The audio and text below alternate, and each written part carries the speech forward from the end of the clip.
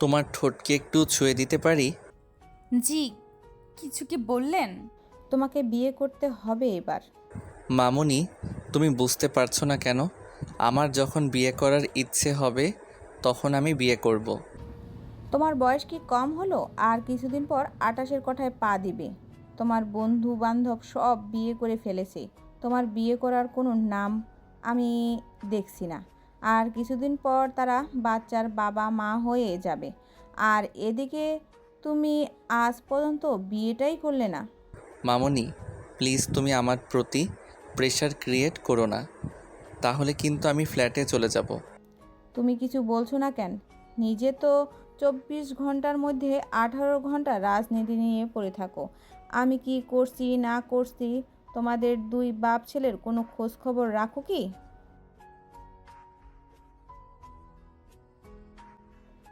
ছেলের বিয়ে নিয়ে কোনো চিন্তা নেই? এই বলে দিলাম, আজকে আমি সেই মেয়েকে দেখতে যাব। সেই মেয়েকেই তোর জন্য আমি নিয়ে আসব, মনে রাখিস। আর যদি বিয়ে না করতে চাস, আমি এখান থেকে চলে যাব বাপের বাড়ি। তারপরে তোরা বাপ ছেলে থাকিস। মামুনি, প্লিজ একটু শান্ত হও। এত হাইপার হচ্ছ কেন? তোমার বিপি বেড়ে যাবে তো। যাক বেড়ে আমার বিপি, তাতে তোদের কি? আমি মরে গেলেই তো তোদের দুই বাপ ছেলের শান্তি।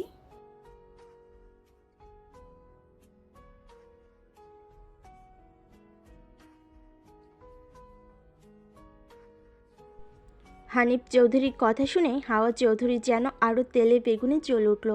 কিছু না বলে রুমে গিয়ে জোরে দরজা লাগিয়ে দিল। জান তার পাপার দিকে অসহায় চোখে তাকালো। পাপা,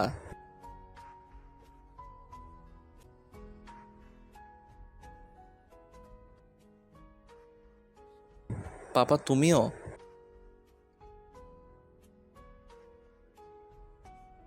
জান অসহায় চোখে হানিফ চৌধুরীর দিকে তাকালো।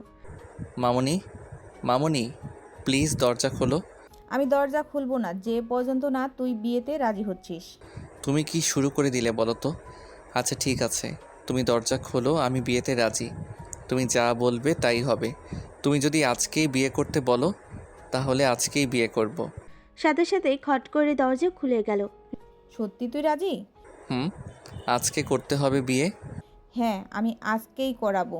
তোর ওপর বিশ্বাস নেই আমার, কখন আবার বেঁকে বসবি। যা বলবে তাই হবে, কিন্তু বলবে তো মেয়ে কি করে।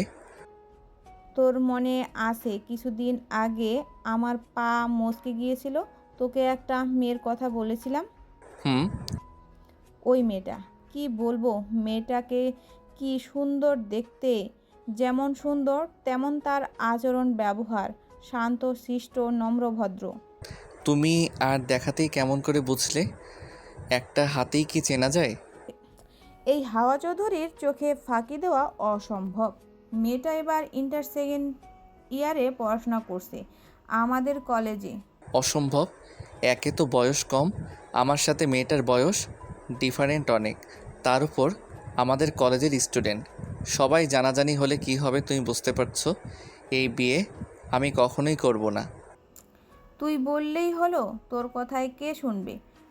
বয়স ডিফারেন্টের কথা বলছিস? আমার আর তোর পাপার বয়সের তফাৎ কতখানি? 15 বছর। আর সেখানে তো তোর সাথে মেয়েটার বয়স ডিফারেন্ট হবে 10 থেকে 12 বছর। আমি কি সংসার করে যা খাচ্ছি না তোর পাপার সাথে? তাহলে অসুবিধা কোথায়? আর রইল বাকি কলেজের কথা, কলেজে কাউকে জানাবি না তোদের বিয়ের কথা। যখন সময় হবে তখন আমি সবাইকে দাওয়াত দিয়ে অনুষ্ঠান করব। তুমি যতটা সহজভাবে বলছো না ততটাও সাহস না বিষয়গুলো। আমি এত কিছু জানতে চাই না, তুই গিয়ে রেডি হ। আমি তোর মামাকে ফোন দিচ্ছি, ওরাও যাবে আমাদের সাথে। জান অসহায় চোখে মায়ের দিকে তাকিয়ে রইল। কি আর করার, তার তো হাত পা বাঁধা। অগত্যা সে রুমে চলে গেল। এদিকে হাওয়া চৌধুরী তার ভাইকে ফোন দিয়ে তাড়াতাড়ি আসতে বললেন। জান রেডি হয়ে নিচে নেমে দেখে সবাই ড্রয়িং রুমে বসে তার জন্য অপেক্ষা করছে। জানকে আসতে দেখে তার মামাতো ভাই রায়হান বলল, কী রে, তাহলে আবার বিয়ে করছিস? প্লিজ ভাই আর বলিস না, জীবনটা বেদনাদায়ক হয়ে গেছে। আর কতদিন? বয়স তো আর কম হলো না। দেখ আমি বিয়ে করে নিয়েছি, কিছুদিন পর বাচ্চার বাবা হব, আর তুই এখনো বিয়ে করলি না। তোরা সবাই আজকে আটঘাট বেঁধে এসেছিস আমার বিয়ে দেওয়ার জন্য। এদিকে তো দেখছি তত্ত্ব রেডি। মায়া তো মার্কেট করলো আবার কবে? ফুফু গতকাল মার্কেট করেছে, সাথে আমার মা বউ দুজনেই ছিল। বাহ, তার মানে তোরা সবাই আমার বিয়ে দেওয়ার জন্য আগে থেকেই সব রেডি করে রেখেছিস, শুধু আমি জানি না। হয়েছে একটা পুরনো প্রবাদ আছে না, যার বিয়ে তার হুঁশ নেই, পাড়াপড়শির ঘুম নেই। তোদের হয়েছে সেই অবস্থা। এখন তুই যদি বিয়ে করতে না চাস, পাড়া প্রতিবেশী তো দেখবে, তাই না? জান আরও কিছু বলতে যাবে, তার আগেই হাওয়া চৌধুরী বলে উঠল। অনেক কথা হয়েছে, এখন তাড়াতাড়ি চলো, এমনিতেই দেরি হয়ে গেছে, আরও দেরি হয়ে যাবে। কি রে, তুই এখনো শুয়ে শুয়ে বই পড়ছিস? ওনারা চলে এলো বলে তোকে দেখতে। চল চল, তাড়াতাড়ি ওঠ, বই রেখে আমি তোকে সাজিয়ে দিই। আপু তুমি কখন আসলে? অনেকক্ষণ হয়ে গেছে। তোর তো বই নিয়ে বসলে কোনো হুঁশ থাকে না। চল চল তাড়াতাড়ি, তোকে তৈরি করে দিব। মামি এই শাড়িটা দিয়েছে তোকে পরানোর জন্য। কি হলো এমনভাবে তাকিয়ে? কিছু না। বুঝতে পেরেছি, টেনশন হচ্ছে তাই না? এমন হওয়া স্বাভাবিক। শোন, দেখতে আসলে তো আর বিয়েটা হয়ে যাচ্ছে না। তোর কি কোনো পছন্দ আছে? থাকলে বলতে পারিস, আমি মামার সাথে কথা বলবো, জানি মামা তোকে সাপোর্ট করবে। কি বলো এগুলো তুমি আপু? আমার পছন্দ না তুমি ভালো করেই জানো। আচ্ছা ঠিক আছে, সাজিয়ে দাও, কিন্তু হালকা করে সাজাবে। আমি কিন্তু এত গর্জিয়াস পছন্দ করি না। আর তোকে না সাজলেও এমনিতেই সুন্দর দেখা যায়। রিয়া লামিয়াকে সাজিয়ে দিতে লাগলো। হালকা মেকআপ, ঠোঁটে কাজল, গোলাপি ঠোঁটে আর একটু গোলাপি লিপ বাম, আরও যেন গোলাপি হয়ে গেছে কোমল ঠোঁট দুটো, গালে হালকা ব্লাশ, হাঁটু সমান লম্বা চুলগুলো হালকা করে বেনি করে দিল। এতে যেন লামিয়াকে আরও সুন্দর লাগছে। কী রে রিয়া, লামিয়াকে সাজানো হলো? ওরা তো চলে এসেছে। বলতে বলতে আফসানা খান মেয়ের রুমে প্রবেশ করলো। লামিয়াকে দেখে বলল, মাশাল্লাহ মাশাল্লাহ, আমার মেয়েটাকে তো খুব সুন্দর লাগছে। আমার মেয়েটা তো এমনিতেও পড়ি, এখন আরও বেশি সুন্দর লাগছে। দেখি দেখি কারো যেন নজর না লাগে। বলে নিজের চোখ থেকে কাজল নিয়ে কানের পিঠে ছুঁয়ে দিল। রিয়া, ওকে নিয়ে চল। জি মামি, আপনি ওখানে যান, আমি আসছি ওকে নিয়ে। রিয়ার কথা শুনে আফসানা খান লামিয়ার রুম থেকে চলে গেল। কি রে, এভাবে দাঁড়িয়ে আছিস কেন? চল। আপু তুই কি বললি আমি বুঝতে পেরেছি। আরে একটু নার্ভাস লাগবে, এটাই স্বাভাবিক। এই সময় প্রত্যেকটা মেয়েরই তোর যেমন ফিল হচ্ছে তেমনই ফিল হয়। আমারও ঠিক এমনটাই হয়েছিল। তোমার আবার এমন কি হবে কেন? তুমি তো ভাইয়ের সাথে রিলেশন করে বিয়ে করেছো। তোর ভাইয়ের সাথে রিলেশন করেছি তো কি হয়েছে? তারপর পরিবার তো আমার কাছে ছিল সম্পূর্ণ নতুন। আমরা যে প্রেম করে বিয়ে করেছি, এইসব কথা কি দুই পরিবারের কেউ জানে তুই ছাড়া? এইসব কথা বাদ দে, এখন এগুলো বলতে গেলে অনেক দেরি হয়ে যাবে। চল, ওনারা তোকে দেখার জন্য অপেক্ষা করছে। রিয়া লামিয়াকে নিয়ে তাদের সামনে নিয়ে যেতে লাগলো। আরে এত বড় রাজনীতিবিদের পায়ের ধুলা আজকে আমাদের বাড়িতে পড়লো, ব্যাপার কি? আমি আপনাকে এত করে আসতে বলতাম, আপনার সময় হতো না, আজকে চলে এলেন।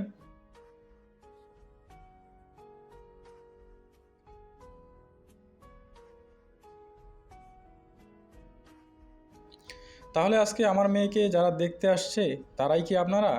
আগে বসেন, তারপরে সব কথা হবে। আরিফুল খানের কথা শুনে সকলে সোফায় বসে পড়ল। তোমরা কি আগে থেকে একে অপরকে চেনো?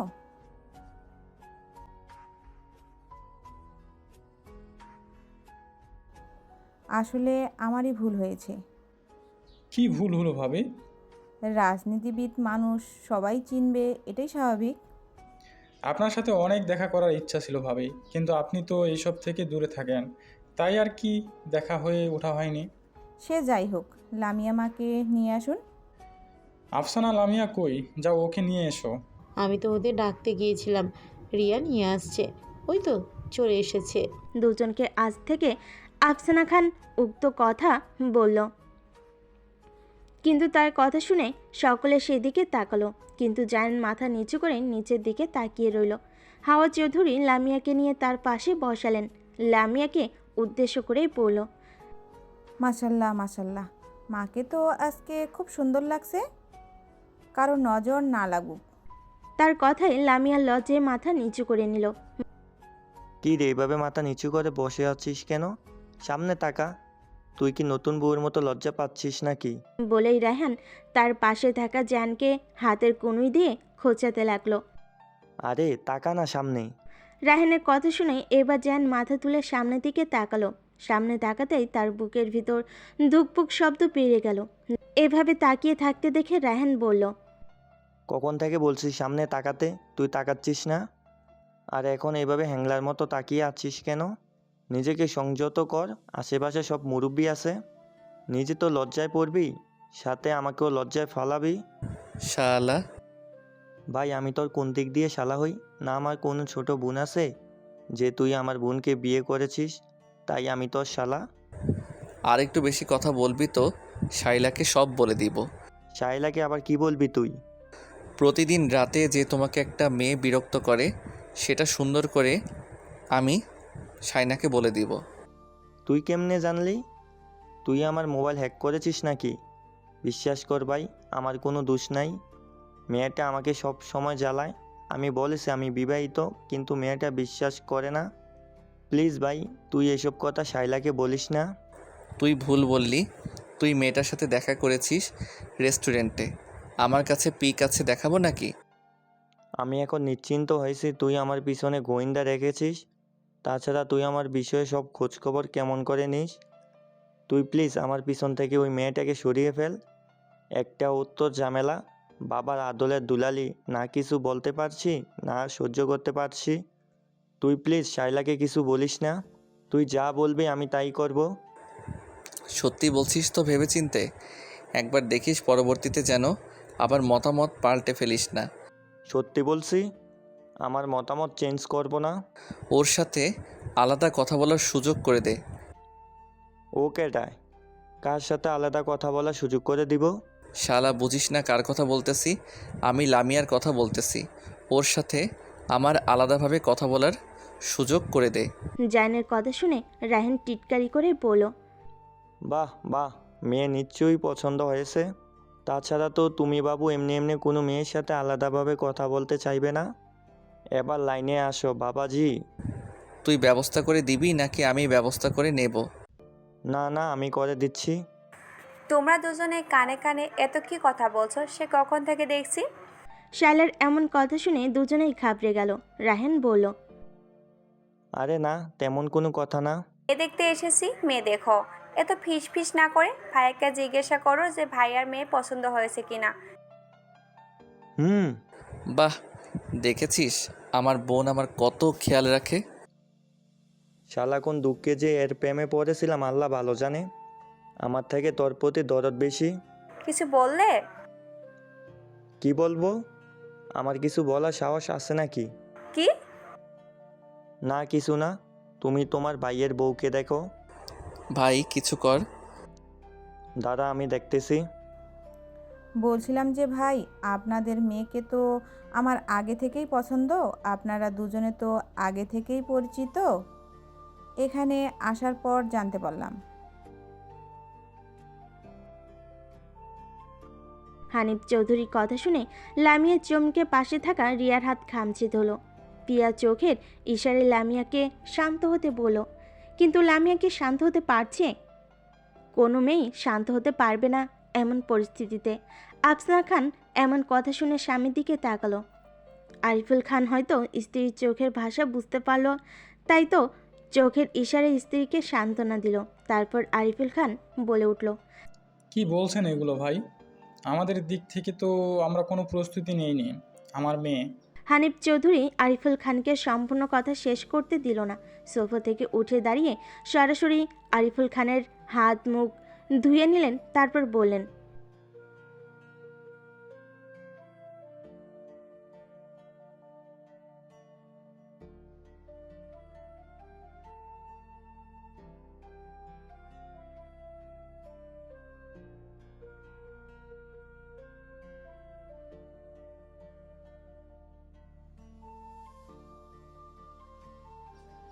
এসব কি বলছেন হানিফ ভাই?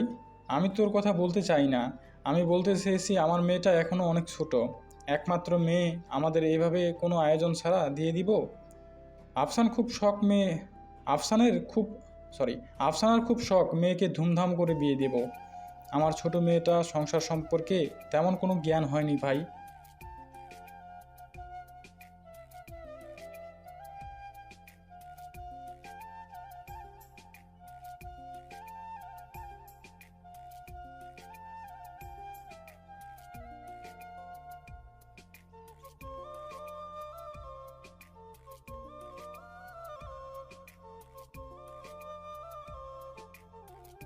হঠাৎ হাওয়া চৌধুরী বলল, কি যে বলেন ভাই, আপনি আপনার মেয়ে তো আমার মেয়ে।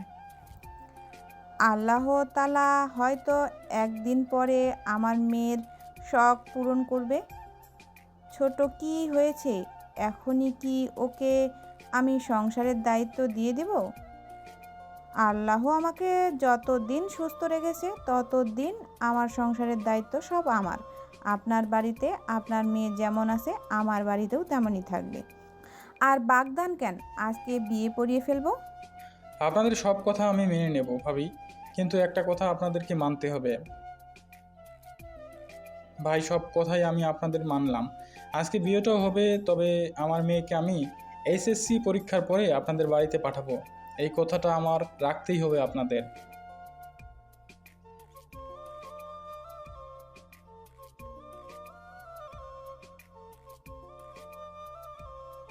হানিফ চৌধুরীর কথা শুনে আরিফুল খান স্বস্তির একটা নিঃশ্বাস ফেললেন। সে তো ভেবে নিয়েছিল তার কথা মানবে না, না মানলে সে বিয়েতে না করে দেবে, যত ভালো পাত্রই হোক না কেন। রায়হান বলে উঠল। সব তো মিটে গেল, তাহলে কাজীটা কি বলেন সবাই? রায়হানের কথা শুনে হাওয়া চৌধুরী বলে উঠল। সব পরে হবে, আগে যা তোরা সবাই গাড়ির ভেতরে থেকে তত্ত্বগুলো নিয়ে আয়। আগে আমার মেয়েকে সাজাই নিজের মনের মতো করে, তারপরে বাকি সব। তত্ত্বের কথা শুনে আরিফুল খান আর আফসানা খান অবাক হলেও বুঝতে পারল তারা সকলে বিয়ের প্রস্তুতি নিয়েই এসেছিল।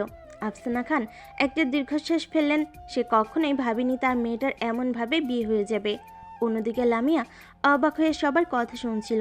জান লামিয়ার দিকে তাকিয়ে সবার কথা শুনছিল। হঠাৎ লামিয়ার চোখ তুলে সামনে তাকাতে জানের সাথে চোখাচোখি হয়ে গেল। জানকে দেখার সাথে সাথেই লামিয়া 440 ভোল্টের শক খেল। সে কি দেখছে? এ তো তাদের কলেজের প্রিন্সিপাল। যদিও সে নাম শুনেছে পাত্রের নাম জায়ান, কিন্তু তাদের প্রিন্সিপাল স্যারের নাম তো আদিত্য চৌধুরী জায়ান। সে তো ভেবেই দেখেনি, কিন্তু কলেজ তো সবাই তাকে আদিত্য স্যার বলেই জানে। ইয়া মাবুদ, কেমনি কি? তার মানে আদিত্য চৌধুরী জায়ান, তার বাবা মা তাকে জায়ান বলে ডাকে। আমি তো এত কিছু ভাবিনি। কিন্তু কলেজে তো সবাই তাকে আদিত্য স্যার বলেই জানে। হাওয়া চৌধুরীর কথা মতো সবাই গাড়ির থেকে তত্ত্ব আনতে চলে গেল। হাওয়া চৌধুরী বলল, লামিয়া মাকে ঘরে নিয়ে যাও। হাওয়া চৌধুরীর কথা শুনে রিয়া লামিয়াকে নিয়ে রুমের উদ্দেশ্যে চলে গেল। লামিয়ার পিছনে পিছনে তার মা আফসানা খানও গেলেন। রিয়া লামিয়াকে নিয়ে এসে বিছানায় বসিয়ে দিল। লামিয়া এখনও কেমন যেন একটা ঘোরের মধ্যে আছে। রিয়াকে চোখের ইশারায় আফসানা খান মেয়েকে দেখতে বলে তিনি রুম থেকে বের হয়ে গেলেন। যা ফ্রেশ হয়ে আয়। লামিয়া যেন পুতুলের মতো সব কিছু করতে লাগলো, কারোর সাথে কোনো কথা বলে। লামিয়ার তার বাবা মার প্রতি প্রচণ্ড অভিমান হয়েছে। মনে মনে বলল, আমি কি এতই বোঝা হয়ে গেছি পরিবারের যে আমাকে এত তাড়াতাড়ি বিয়ে দিয়ে দিতে হবে? বিয়ের কথা না হয় বাদ দিলাম, আব্বু আমাকে এত মা মা করেন, কিন্তু আমার থেকে বিয়ের অনুমতি নিলেন না কেন? আমার মতামতের কি প্রয়োজন নেই? কথাগুলো ভাবতে যেন লামিয়ার চোখ দিয়ে অবাধ্য জল গড়িয়ে আসতে চাইল। হাওয়া চৌধুরী আর শাইলা তত্ত্ব এনে বিছানায় ডাকলো। তুমি আর শাইলা দুজনে মিলে লামিয়া কি সাজিয়ে দাও। জি মামনি, তোমাকে চিন্তা করতে হবে না, আমি তোমার বৌমাকে সুন্দর করে সাজিয়ে নিয়ে যাব। যেন ভাইয়া তার বউয়ের দিক থেকে চোখ সরাতেই না পারে। শাইলার কথা শুনে লামিয়ার লজ্জা লাল হয়ে গেল। এতক্ষণে এসব কথা ভুলে গেল। হাওয়া চৌধুরী রুম থেকে বেরিয়ে যেতেই রিয়া আর শাইলা লামিয়াকে সাজিয়ে দিতে লাগলো। ততটুকু একটা পুচকে মেয়ে, শাড়ি পরতে তো আরও পুচকে লাগবে।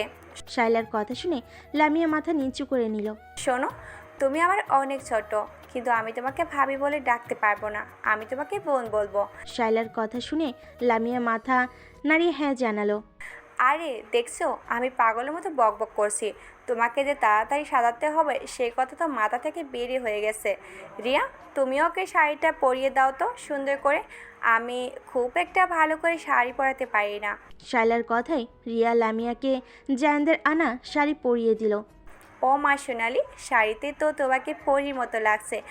আর সাজলেও তো, আর না সাজলেও তো চলবে। আর মামুনি পছন্দ আছে বলতে হবে, বেছে বেছে একটা পরি নিয়ে আসছে আমার ভাইয়ের জন্য। শাইলা কথা বলতে বলতে লামিয়াকে সাজিয়ে দিতে লাগলো। আপু আমাকে সাজিয়ে দিবেন না প্লিজ, আগের সাজটা থাকুক না, আমার এত ভারী মেকআপ পছন্দ না। ঠিক আছে, কিন্তু তোমার শাড়ির সাথে লিপটা যাচ্ছে না। তোমার লিপে হালকা করে নুড কালারের লিপস্টিক দাও, তাহলে সুন্দর লাগবে। হুম। লামিয়া হালকা করে নুড কালার একটা লিপস্টিক তার ঠোঁটে দিল। রিয়া লামিয়ার চুলগুলো খুব সুন্দর করে খোপা বেঁধে দিল। তারপর শাইলা একে একে তাদের আনা গহনাগুলো লামিয়াকে পরিয়ে দিতে লাগলো। মাথায় স্বর্ণের মুকুট, সাথে স্বর্ণের টিকলি, নাকে স্বর্ণের নথ, হাত ভর্তি স্বর্ণের চুড়ি, গা ভরা স্বর্ণের গহনা, কোমরে স্বর্ণের কোমর বন্ধন আর মাথায় বউ ঘোমটা। লামিয়াকে দেখতে কোনো রানীর থেকে কম লাগছে না। মাশাল্লাহ মাশাল্লাহ, আমার ভাই দেখলে তো পাগল হয়ে যাবে। তাদের কথার মাঝেই দরজায় আরিফুল খান দরজা নক করলেন। জি মামা, ভেতরে আসেন।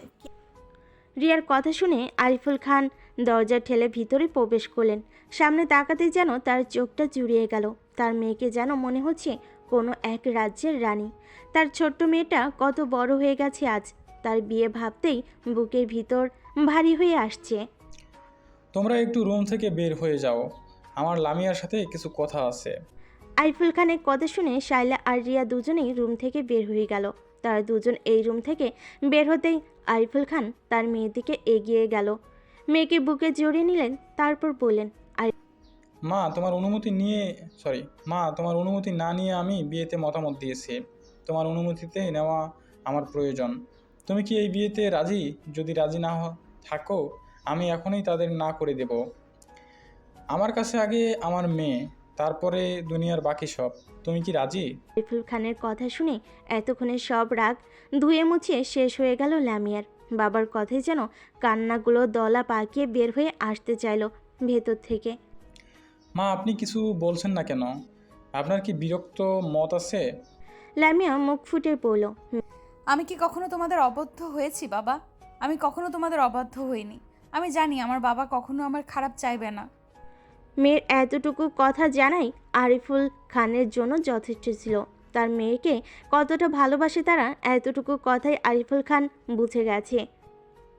আরিফুল খান আরও শক্ত করে নিজের বুকে জড়িয়ে ধরল। চোখ দিয়ে 2 ফোঁটা পানি গড়িয়ে পড়ল। পুরুষদের নাকি কাঁদতে মানা। একটা মেয়ের বাবা জানে এত বছর লালন পালন করে নিজের মেয়েকে অন্য ঘরে তুলে দিতে বাবার কেমন অনুভূতি হয়।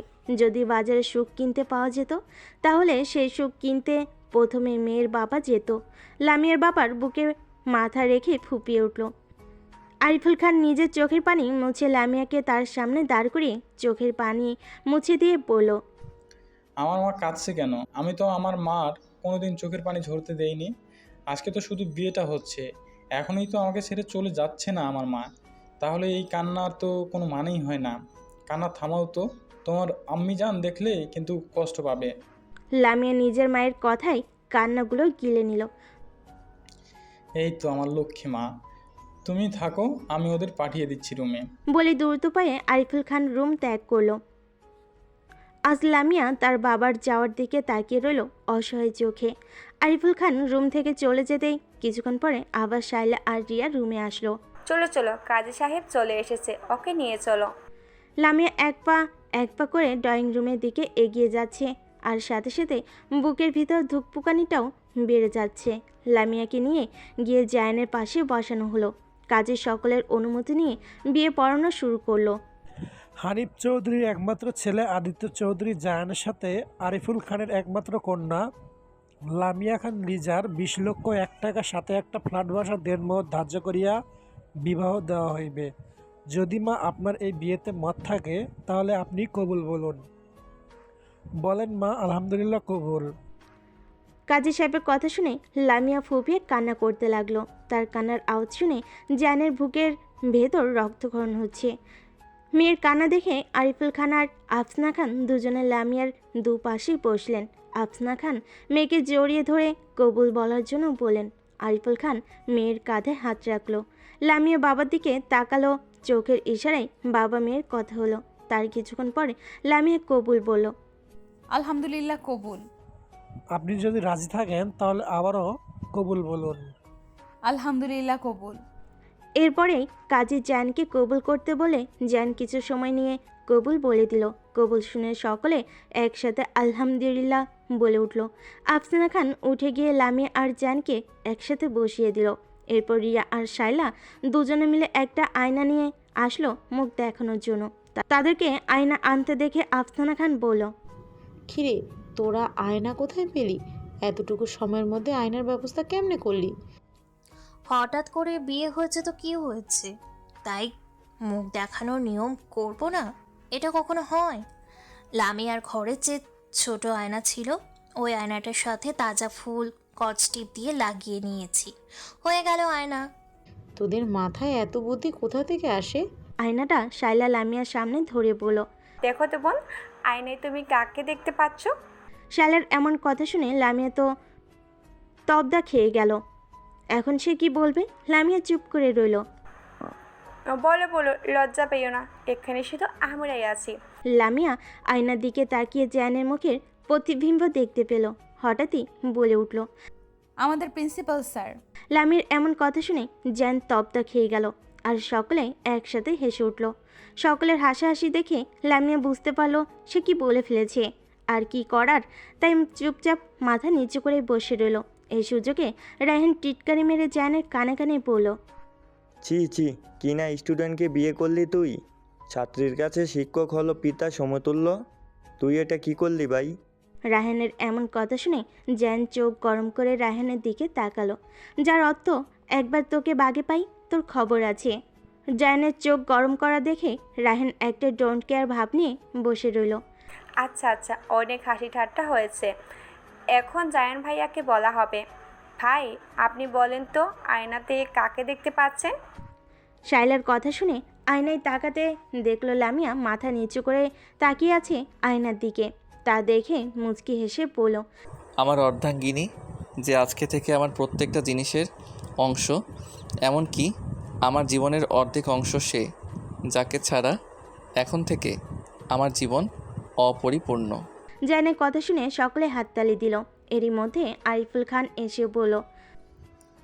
অনেক নিয়ম পালন করেছো, এখন চলো সবাই খাবার খেয়ে নেবে। আপনারাও চলুন সবাই, রাত তো কম হয়ে গেল না? আরিফুল খানের কথা শুনে সকলে ড্রয়িং রুমে খাবার খেতে চলে গেল। জানকে আর লামিয়াকে একসাথে বসানো হয়েছে। মিসেস চৌধুরী জান আর লামিয়াকে এক প্লেটে খাইয়ে দিতে লাগলো। হঠাৎ রায়হান বলে উঠল। খা খা, দুজনে একসাথে খা, দুজনে একসাথে খেলে ভালোবাসা বাড়ে। রায়হানের এমন কথা শুনে লামিয়ার হঠাৎ বিষম উঠে গেল। তা দেখে জান তাড়াতাড়ি করে পানির গ্লাস লামিয়ার দিকে এগিয়ে দিল। লামিয়া তাড়াতাড়ি করে পানিটুকু খেয়ে নিল। কথা না বলে চুপচাপ খাবার খা। চোখ গরম করে বলল। বাহ বাহ, বিয়ে না হতেই দেখছি বউয়ের প্রতি কত দরদ। রায়হান, মেয়েটাকে আর জ্বালাস না তো, ভালো মতো খেতে দে মেয়েটাকে। তোর জন্য আমার মেয়েরা ঠিক মতো খাবার খেতে পারছে না, তোর তো খাবার কম পড়েনি, তুই খা না। এইসব কি হচ্ছে রায়হান? দেখছো ছোট মানুষ, তার উপরে সবার সামনে ঠিক মতো খেতে পাচ্ছে না, আর তুমি মেয়েটাকে কিভাবে জ্বালাচ্ছ কেন? তুমি খাও। সকলের কথা শুনে রায়হান আর কিছু বলল না। সবাই চুপচাপ খেতে লাগলো। সকলের খাওয়া শেষে রিয়া লামিয়াকে নিয়ে তার রুমে চলে গেল।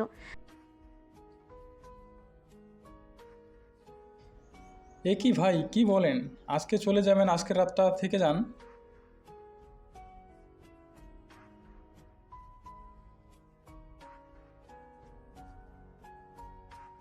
তাহলে জামাই বাবাজি থাক আজকে। আঙ্কেল, আজকে থাকতে পারবো না, অন্য একদিন এসে থাকবো। অফিসে অনেক কাজ আছে, হঠাৎ করে তো থাকা যায় না। রায়হান কিছু বলতে যাবে তার আগে আরিফুল খান বলল। জামাই বাবাজি, তোমরা দুজনে তো এখনও আলাদাভাবে কথা বললে না। তুমি বরং আমি আর রুমে যাও, দুজনে একটু আলাদাভাবে কথা বলো। কি করলেন ভাই? বাবা আর শ্বশুরের এমন কথা শুনে জান কিছুটা হকচকিয়ে গেল। তারা যেতে বলে তো আর উঠে চলে যাওয়া যায় না। রায়হান খোঁটা মেরে জানের কানে কানে বলল, ভাই এই তো দেখছি মেঘ না চাইতেই বৃষ্টি। আমি কিছু বলার আগেই তারা তোদের কথা বলার সুযোগ করে দিল। বাহ, তোর শ্বশুরের বুদ্ধি আছে বলতে হবে। কথা না বাড়িয়ে চুপচাপ আমাকে এখান থেকে নিয়ে চল। তুই আবার এত ভদ্র হলি কবে থেকে ভাই? আমার তো জানা ছিল না। রায়হান আর কিছু না বলে জানকে নিয়ে সবার মধ্য থেকে চলে গেল। লামিয়ার রুমের কাছে আসতেই রায়হান জানকে রেখে চলে গেল। জায়ন দরজার খটখট আওয়াজ করতেই ভেতর থেকে শব্দ এলো। কে?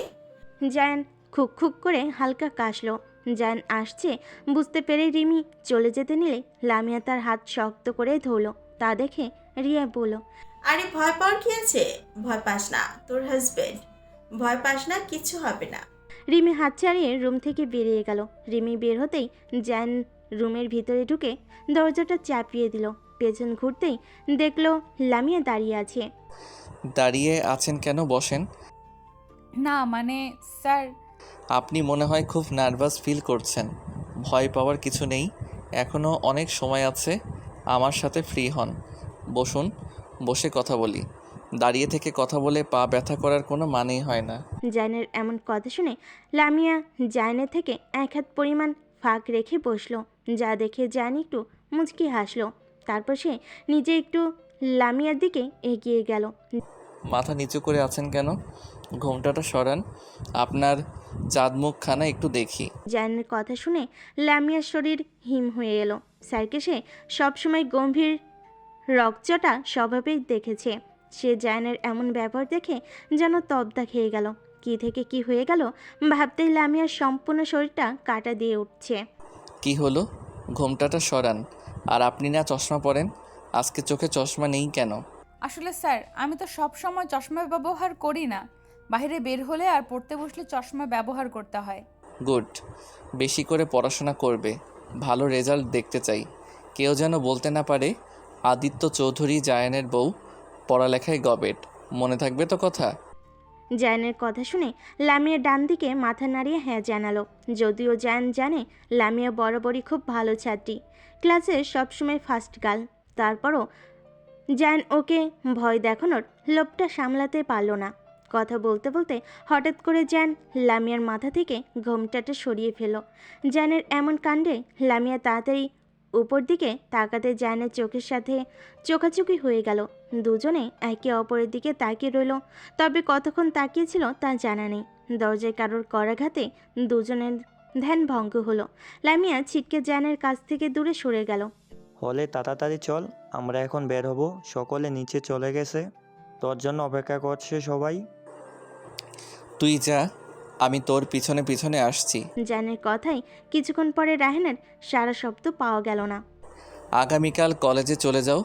বিয়ে হয়েছে দেখে কলেজে যেন কখনো বাদ দিতে না দেখি। আগামীকালকে তুমি কলেজে যাবে, মনে থাকবে? জি। তাহলে আসি, আগামীকাল কলেজে দেখা হবে। বলেই জায়ান লামিয়ার গালে টুপ করে একটা চুমু দিয়ে চলে গেল। আর লামিয়া তার গালে হাত রেখে জায়ানের যাওয়ার দিকে তাকিয়ে রইল। সকালে বাবা, চোখ মুখ তোর এমন দেখাচ্ছে কেন? মনে হচ্ছে সারা রাত ঘুমাসনি। কিছু কি হয়েছে? কই মামুনি, না কিছু হয়নি। তাড়াতাড়ি খেতে দাও, কলেজে যেতে হবে। হাওয়া চৌধুরী আর কথা না বাড়িয়ে জায়ানের প্লেটে স্যান্ডউইচ আর এক গ্লাস জুস এগিয়ে দিল। জায়ান খাচ্ছে আর মনে মনে ভাবছে, এই মেয়ে একদিনের মধ্যে কি এমন জাদু করলো যে সারা রাত তার কারণে আমি ঘুমাতে পারলাম না। ঘুমালেই মনে হচ্ছে আমার সামনে দাঁড়িয়ে আছে মেয়েটা, আমি তো ঘুমাতে পারলাম না। অন্যদিকে মেয়েটা সারা রাত মনে হয় ঘুমিয়েছে, আমার ঘুম হারাম করে। আজকে কলেজে যাই, তারপরে খবর আছে ওই মেয়ের। কত বড় স্পর্ধা, আমাকে জ্বালাতন করে, এর শাস্তি তো তোমাকে পেতেই হবে। মিসেস জায়ান চৌধুরী, রেডি থাকো। আম্মু তাড়াতাড়ি খেতে দাও, দেরি হয়ে যাচ্ছে তো, কলেজে যেতে হবে। দিচ্ছি তো, দাঁড়া। সেই কখন থেকে ডাকাডাকি করছি, ঘুম থেকে ওঠার নামগন্ধই নেই। আরে এখন বলছে তাড়াতাড়ি খাবার দাও, আমার দেরি হয়ে যাচ্ছে। বিয়ে হয়েছে এখন তো একটু তাড়াতাড়ি ওঠার চেষ্টা করো ঘুম থেকে। শ্বশুরবাড়ির লোকজন বলবে বাবা মা কোনো শিক্ষাই দেয়নি। আফসানা, এটা এখন বলার সময়? আমার মেয়ের যখন শেখার বয়স হবে সে তখন ঠিকই সব কিছু শিখে নেবে, তোমাকে চিন্তা করতে হবে না। সব কিছুই মানলাম, মেয়েকে তো কিছু শিখতে হবে তাই না? শাশুড়ি যেন কখনো বলতে না পারে মেয়ের মা মেয়েকে কিছু শিখিয়ে দেয়নি। আমি হানিফ ভাই আর হাওয়া ভাবিকে খুব ভালো করেই চেনে, তারা আমার মেয়েকে তাদের মতো করে নেবে ইনশাআল্লাহ। মা, তাড়াতাড়ি খাবার খাও, কলেজে দেরি হয়ে যাচ্ছে। আমি তোমাকে কলেজে দিয়ে তারপরে সিটি কর্পোরেশনে যাব। খাওয়া দাওয়া শেষে সকলে যার যার কাজে বেরিয়ে পড়ল। কেউ কিছু বললে বা কোনো সমস্যা হলে জামাই বাবাজিকে জানাবে, মনে থাকবে? এখন থেকে সেই তোমার অভিভাবক, ধীরে ধীরে তার সাথে স্বাভাবিক হওয়ার চেষ্টা করো। এখন যাও, কলেজের ভেতরে যাও। বান্ধবী, পুরো 2 দিন পরে দেখা, তোকে খুব মিস করেছি রে। দৌড়ে এসে লামিয়াকে জাপটে ধরে বলল, আমি তোকে খুব মিস করেছি। এখন চল ক্লাসরুমে চল তাড়াতাড়ি, তা না হলে ক্লাস শুরু হয়ে যাবে। জানিস আমাদের কলেজে আজকে একটা নতুন স্যার আসবে। আমাদের যে লিটন স্যার ছিল না, লিটন স্যারকে জানি কী কারণে বাদ দেওয়া হয়েছে কলেজ থেকে। ভাই, আমি তো খুব খুশি হয়েছি। স্যারটা 1 নম্বরের লুচু ছিল। লিটন স্যারের বদলে অন্য স্যার আসছে। ও হ্যালো স্টুডেন্ট, এখন থেকে লিটন স্যারের ক্লাসগুলো তোমাদের এই নতুন স্যার নেবে। অ্যানি, তোমাদের নতুন রসায়নের টিচার। যে কোনো সমস্যা হলে তোমরা স্যারকে বলবে। আপনি ক্লাস নিন। কথাগুলো বলে জ্যান রুম থেকে চলে গেল। পুরোটা সময় জ্যান একবারও লামিয়ার দিকে তাকায়নি। লামিয়া ভেবেছিল একবার হলেও হয়তো জ্যান লামিয়ার দিকে তাকাবে। জ্যান লামিয়ার দিকে তাকায়নি দেখে লামিয়ার একটু হলেও খারাপ লাগলো। দোস্ত, এতদিন ছিলাম আমাদের প্রিন্সিপাল স্যার সবার ক্রাশ, এখন দেখছি আবার এই নতুন স্যার কি হ্যান্ডসাম। দেখেই তো মনে হচ্ছে একটা পাপ্পি দেই স্যারকে। আস্তাক ফিরুল্লাহ, স্যারকে নিয়ে এসব বলতে হয় না। শোন, অবিবাহিত স্যারকে নিয়ে সব কিছুই ভাবা যায়, তাই এইরকম ভালো সাজার কোনো দরকার নেই, বুঝলি? হ্যালো স্টুডেন্ট, মাইসেফ অভি রহমান। আমি তোমাদের নতুন টিচার। জয়ান স্যার তো বলেই গেল এখন থেকে আমি তোমাদের রসায়ন ক্লাস নেব। আজকে কোনো ক্লাস হবে না, সবাই পরিচিত হব। আজকে আমরা সবাই একে একে সবার নাম বলো। অভির কথা শুনে সবাই একে একে নাম বলতে লাগলো। লামিয়া আর লিমা দুজনে কথা বলছিল দেখে তখন তাদের পর্ব আসলো, দুজন বুঝতে পারেনি। হেইও, কাদের বলছেন স্যার? তোমাদের দুজনকে বলছি। তোমরা বলো তো এইখানে কি কি বলা হয়েছে? দুজনেই তো গল্প করছো, দুজনেই একসাথে দাঁড়িয়ে থাকো। এখন বাকি সবাই পরিচয় দাও। ওরা দুজন দাঁড়িয়ে থেকে সবাই পরিচয় দেওয়া দেখছে। বেচারা লামি আর লিমার দুজনে মাইন্ডকার চিপায় পড়ে গেছে। সবার পরিচয় শেষ হতেই অভি সবার নাম প্রেজেন্ট শুরু করলো। নাম প্রেজেন্ট করতেই প্রথমে লামিয়া আর লিমার নাম। বাহ, তোমাদের তো দেখে মনেই হচ্ছে না তোমরা দুজন এত ভালো ছাত্রী হতে পারো। তোমাদের বিয়ে বার তো খুব বাজে, ক্লাস টিচার থাকে আর তোমরা কথা বলো। স্যার, কখনো কারো বাইরেটা দেখে ভেতরে কি আছে বোঝা যায় না, ঠিক তেমনটাই আমরা। বেশ বড় বড় কথাও তো বড় দেখছি। স্যার, ওর কথায় কিছু মনে করবেন না, ও আসলে এইরকমই। তুমি বসো, আর এই মেয়ে তুমি কান ধরে দাঁড়িয়ে থাকো। লিমাকে উদ্দেশ্য করে বলল। কিছুক্ষণ পরে বেল বাজতে অভি ক্লাসরুম থেকে বের হয়ে গেল। সাথে সাথে লিমা বসে পড়ল আর ক্লাসের সবার গুঞ্জন শুরু হয়ে গেল। তাদের পাশে বসে থাকা মেয়েগুলো আলোচনা করছে। হাই, অভি স্যার কি হ্যান্ডসাম, তাই না? আমি তো দেখেছি, হ্যাঁ হয়ে গেছি। এতদিন ছিল জ্যান স্যার, এখন আরও একজন নতুন স্যার। হাই, মেরা দিল লে গেয়া। হ্যাঁ, স্যার যতই হ্যান্ডসাম হোক আমার জ্যানের মতো না। তোর জ্যানের মতো না মানে? আমার জ্যান মানে আমার জায়ান, মানে আমি জায়ানকে ভালোবাসি। তোরা সবাই জায়ান বাদে সব স্যারের দিকে নজর দিতে পারিস, আমি কিছুই বলবো না। আইসে, যেই না চেহারা তার আবার পেয়ারা। অপমান করিস, দেখিস কিছুদিন পরে আমি জায়ান স্যারের বউ হব, তখন কপাল চাপড়াস। শুধু কলেজ থেকে বের হতে দে, তারপরে জায়ান স্যারকে প্রস্তাব পাঠাবো। তুই প্রস্তাব পাঠাবি আর চ্যান স্যার তোর প্রস্তাব গ্রহণ করলো? আরে জায়ান স্যারের বাবার সাথে আমার আব্বুর খুব ভালো সম্পর্ক। জায়ান স্যারের বাবা নাকি আমার সাথে জায়ান স্যারের বিয়ের কথা বলেছিল। ঢং, এই যে কথা বানিয়ে বলতে পারিস সেটা আমি খুব ভালো করেই জানি। এতক্ষণ লামিয়া আর লিমা দুজনে মিলে মেয়ে দুটোর কথা শুনছিল। লামিয়ার কেন যেন খুব রাগ হচ্ছিল। লামিয়ার মনে হচ্ছিল মেয়েটার চুলের মুঠি ধরলে তার শান্তি লাগতো, কিন্তু কেন এত রাগ হচ্ছে সে বুঝতে পারছে না। জ্যান তার হাজব্যান্ড দেখে কি এত রাগ হচ্ছে? লামিয়া মনে মনে বলল, ঢং কত! অন্যের স্বামীর দিকে নজর দিস, লজ্জা করে না তোদের? একটা বিবাহিত লোকের দিকে কেমন করে অন্য নজরে তাকাস? তোদের তো লজ্জা থাকা দরকার। তোদের আবার লজ্জা থাকবে কেমন করে? তোরা তো নির্লজ্জ। তোদের কাজই শুধু অন্যের স্বামীর থেকে নজর চাওয়া। বেয়াদব মেয়ে কোনোকার। পারলে আমি এক্ষুনি ঠেকিয়ে চর মারতাম দুটোকে। ইস, এত রাগ হচ্ছে কেন? কী রে, কেমনভাবে ওইদিকে তাকিয়ে কি ভাবছিস? কিছু না, তোমার কেমন জানি ভালো লাগছে না রে। চল ক্যান্টিনে যাই। প্রতিদিন তোকে আমি ঠেলেছুলি ক্যান্টিনে নিয়ে যেতে পারি না, আজকে কি এমন হলো যে ক্যান্টিনে যাবি? সূর্য আজকে কোন দিকে উঠেছে রে? পশ্চিম দিকে না তো? ইয়ার কি করিস না তো, চল, ভালো লাগছে না। আচ্ছা ঠিক আছে, কিছু বলবো না, চল। দুজনে ক্যান্টিনের উদ্দেশ্যে চলে গেল। এমন সময় প্রিয়ন এসে বলল, লামিয়া, জি চাচা, কিছু বলবেন?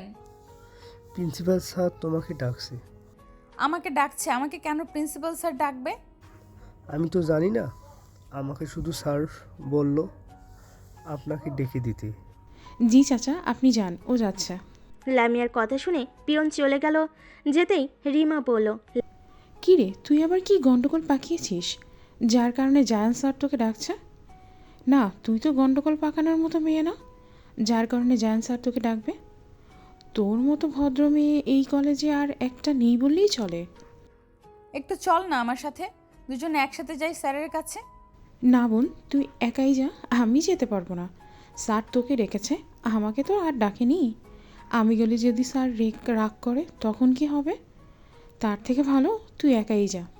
তুই চল না, কিছুই বলবে না। না ভাই, আমি এসবের মধ্যে নেই। তোকে যেতে বলেছে, তুই যা। আমি বরং এখানে দাঁড়িয়ে থাকি, তুই আসলে দুজনে মিলে একসাথে না হয় ক্যান্টিনে যাব। লামিয়া আর না পেরে একাই চলে গেল। লিমা দাঁড়িয়ে থেকে ভাবছে কি করা যায়। হঠাৎ অভির করা অপমানের কথা তার মনে পড়ল। ভাবলো অভির থেকে প্রতিশোধ নিতে কি করা যায়। আশেপাশে তাকাতেই দেখলো পার্কিং লটে অনেকগুলো গাড়ি দাঁড় করানো। লিমা দৌড়ে গাড়িগুলোর কাছে গেল। এখানকার সব গাড়িই তো মোটামুটি চেনা, আর এই মোটর সাইকেলটাতেও আমি কখনো দেখিনি। এটাই হয়তো ওই অভির গাড়ি। হ্যাঁ, এটাই হবে। এখন কি করা যায়? হ্যাঁ, আইডিয়া। তাই আর পাঞ্চার করা যায়। দেখি আজকে কিভাবে বাড়িতে যায়। লিমা মোটর সাইকেলের টায়ার পাংচার করে দিয়ে ভতুর দিল। অন্যদিকে তার এসব কাণ্ড যে একজন দেখলো সেদিকে সে খেয়াল করলো না। অভি এসেছিল একটু বাইরে যাবে, টিফিন টাইম, এই ফাঁকে কাজটা করে নিতে। এসে দেখে লিমার এমন কাণ্ড। তোমাকে তো আমি পরে দেখে নেব মিস্টার লিমা, তুমি যদি চলো ডালে ডালে, আমি চলি পাতায় পাতায়। স্যার, আসতে পারি? ভেতরে আসুন। জ্যানের অনুমতি পেয়ে লামিয়া ভিতরে প্রবেশ করলো। ভেতরে প্রবেশ করতে দেখলো জ্যান ল্যাপটপে কাজ করছে। কিছুক্ষণ দাঁড়িয়ে থাকার পরও যখন জ্যান কিছু বলছে না, তখন লামিয়া বলল, স্যার, আপনি আমাকে দেখেছিলেন হয়তো কিছু বলার জন্য। কিছু কি বলবেন? লামিয়ার কথা শুনে জ্যান ল্যাপটপ অফ করে লামিয়ার দিকে তাকালো। তাকাতেই জ্যানের হার্টবিট বেড়ে গেল। আজকে লামিয়া একটা হালকা গোলাপি রঙের লং জামা পরেছে, সাথে সাদা হিজাব, দেখতে খুব সুন্দর লাগছে। ঠোঁটগুলোর দিকে তাকাতেই যেন নেশা ধরে যাচ্ছে। গোলাপি রাঙা ঠোঁট, জ্যানের মনে হচ্ছে এই ঠোঁটগুলোর অমৃত পান করলে তার জীবন ধন্য হয়ে যাবে। জ্যানের এমন দৃষ্টি দেখে লামিয়া কাঁপা কাঁপা কণ্ঠে বলল, কিছু কি বলবেন স্যার? কিছু না বললে আমি চলে যাব। আমার অনুমতি ব্যতীত এক পাও নড়তে পারবে না তুমি। কথাগুলো বলতে বলতে জ্যান লামিয়ার দিকে এগিয়ে আসতে লাগলো। জ্যানকে এভাবে আসতে দেখে লামিয়া এক পা করে পিছিয়ে গেল। জ্যান তার কোমর ধরে সামনের দিকে এগিয়ে নিয়ে আসলো। স্যার, কি করছেন আপনি? ঠিক আছেন? এখন আমি তোমার স্যার না, এখন আমি তোমার হাজব্যান্ড। তাই স্যার বলা বাদ দাও। মানে? তুমি তোমার ঠোঁটে কী দিয়েছো? ঠোঁটগুলো এত লাল দেখাচ্ছে কেন? আমার কেমন যেন লাগছে, মনে হচ্ছে ঠোঁটগুলো খুব টানছে আমাকে। আমি কি তোমার ঠোঁটগুলো ছুঁয়ে দেখতে পারি? স্যার কিছু কি বললেন? লামিয়াকে আর কিছু বলার সুযোগ না দিয়ে জ্যান তার ওষ্ঠদ্বয় লামিয়ার গোলাপি রাঙ্গা ওষ্ঠের সাথে মিলিত করে দিল। সাথে সাথে লামিয়ার সমস্ত শরীর অবশ হয়ে আসার উপক্রম হলো। হাজার চেষ্টা করেও তার চোখ খোলা রাখতে পারল না। তার শরীরের সমস্ত ভার জায়নের উপর ছেড়ে দিল। জায়ন তাকে কোলে তুলে নিয়ে রুমে থাকা সোফায় বসালো। জায়ন তো অমৃত সুধা পান করতে ব্যস্ত। লামিয়া আর না পেরে জায়নের সাথে রেসপন্স করতে লাগলো। দুহাত দ্বারা জায়নের চুলগুলো মুষ্টিবদ্ধ করে নিল। এতে যেন জান আরও পাগল হয়ে গেল। প্রায় 10 মিনিট পর জান লামিয়ার ওষ্ঠদ্বয় ছেড়ে তারপর গলদেশের ছোট্ট ছোট চুমুতে ভরিয়ে দিল। হঠাৎ করে লামিয়া জানকে ধাক্কা দিয়ে সরিয়ে দিয়ে ছুটে রুম থেকে বেরিয়ে গেল। লামিয়ার ধাক্কায় জানের হুঁশ ফিরে এলো। ও শিট, এটা আমি কি করলাম? নিজেকে সামান্য কন্ট্রোল করতে পারলাম না। তার অনুমতি ব্যতীত তাকে স্পর্শ করলাম। আমাকে কি ভাবলো? আমাকে তো ভুল বুঝলো মেয়েটা। জান ডাকে নিজে চুল খামচে ধরলো। অন্যদিকে দূরে একটা ফাঁকা জায়গায় গিয়ে জোরে জোরে নিঃশ্বাস নিতে লাগলো। লজ্জায় তার চোখমুখ লাল হয়ে গেছে। তার সাথে কি হলো এসব ভাবতেই লজ্জায় চোখমুখ লাল হয়ে আসছে। নিজেকে কিছুটা স্বাভাবিক করে লিমাকে খুঁজতে লাগলো। খুঁজতে খুঁজতে সে ক্যান্টিনে গিয়ে পৌঁছালো। কি রে তুই এখানে? আমি তো তোকে সেই কখন থেকে খুঁজছি। আমাকে বললে ওখানে দাঁড়িয়ে থাকবি, আমি তো তোকে ওখানে খুঁজে না পেয়ে কখন থেকে খুঁজছি, আর তুই এখানে এসে বসে আছিস। আমি ভাবলাম তুই হয়তো ক্যান্টিনে চলে আসবি, তাই আমিও ক্যান্টিনে চলে আসলাম। আচ্ছা সব কথা বাদ দে, কিছু খাবি? কিছু কি খাওয়া যায়? আমি তো একটা বার্গার অর্ডার করেছি, সাথে ড্রিঙ্কস। তাহলে আমার জন্য একটা শর্মা আর একটা মিরিন্ডা অর্ডার কর। লিমা গিয়ে কাউন্টারে অর্ডার করে আসলো। কিছুক্ষণ পর তাদের খাবার দিয়ে গেল। লামিয়া খেতে লাগলে হঠাৎ লিমা বলে উঠল, এই লামিয়া। বল কি বলবি? এমনভাবে ডাকছিস মনে হচ্ছে আমি তোর থেকে 10 হাত দূরে। তোর ঠোঁট দুটো এমন লাল হয়ে আছে কেন রে? কই না তো, আমার ঠোঁট তো আগে থেকেই এমন। সেটা তো আমিও জানি, কিন্তু এখন মনে হচ্ছে আর একটু বেশি লাল। কালো কালো হয়ে গেছে, জখম হয়ে গেছে মনে হচ্ছে। যা কি কি সব বলছিস। হয়তোবা তখন বইয়ের সাথে ব্যথা পেয়েছি, তাই এমন হয়েছে। যা এত প্রশ্ন করিস কেন? কি রে, বইয়ের সাথে ব্যথা পেলে এমন হবে? তুই কি আমাকে গাধা পেয়েছিস? দাল মে কুছ তো কালা হ্যাঁ। ডালে কোনো কিছু কালা ফালা কিছু নেই। বেশি বেশি কথা বলিস না।